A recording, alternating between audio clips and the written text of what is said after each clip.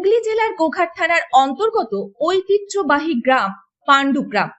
এই গ্রামে প্রতি বছরের মতো এবারও পালিত হলো বাবা বুড়ো শিবের প্রাচীন গাজন উৎসবের সমাপনী দিন। প্রায় 160 বছরের এই ঐতিহ্যবাহী গাজনের শেষ দিনে পয়লা বৈশাখ উপলক্ষে অনুষ্ঠিত হলো বহুল প্রতীক্ষিত চড়ক পূজা ও অনুষ্ঠান। গ্রাম জুড়ে উৎসবের আবহে ভোর থেকেই শুরু হয় নানা ধর্মীয় আচার অনুষ্ঠান।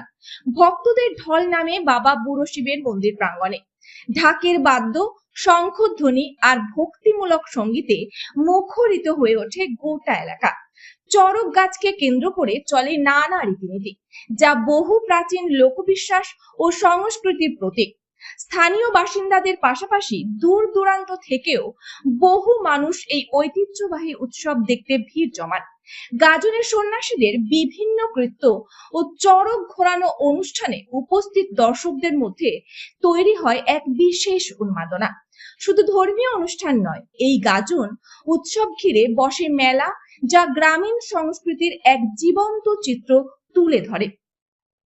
পয়লা বৈশাখের এই পুণ্য লগ্নে ঐতিহ্য ও ভক্তির অপূর্ব মেলবন্ধন আবারও প্রমাণ করলো বাংলার সমৃদ্ধ লোক সংস্কৃতির ধারাবাহিকতাকে।